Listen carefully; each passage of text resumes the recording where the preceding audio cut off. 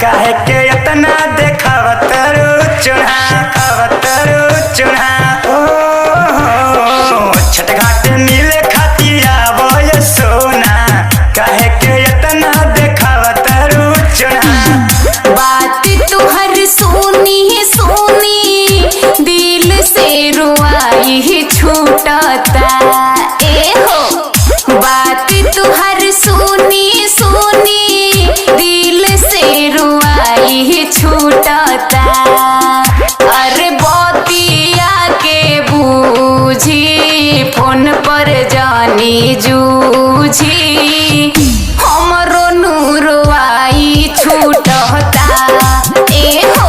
बतिया के बूझी फोन पर जानी जूझी दिल से रुआई छूटता।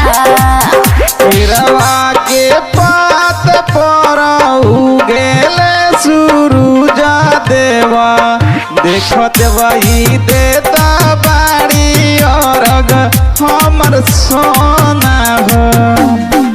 पहले से कहता ए हो करे जा सखी के संगे मिले आई हो जैती।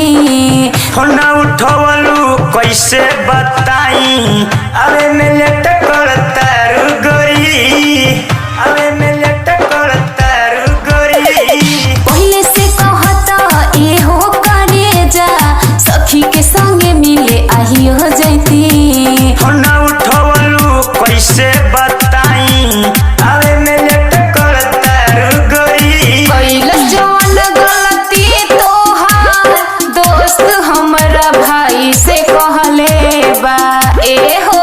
कैलस जवन गलती तोहार दोस्त हमरा भाई से कहले बा।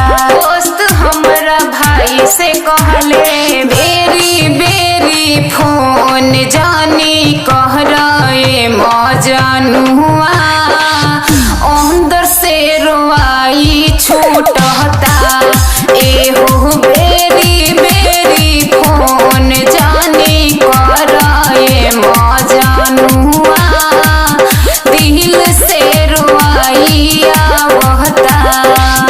आपन घटिया सजाओ ए पवन भैया होखता वे सूरज के अरग आहो भैया। चुख माफ करिए छठी मैया चली न संग मिलके कइल जा पूजैया। ठीके बकर के आवतानी विश्वास हो रिंकू उपेंद्र जानी करी हत घात हो।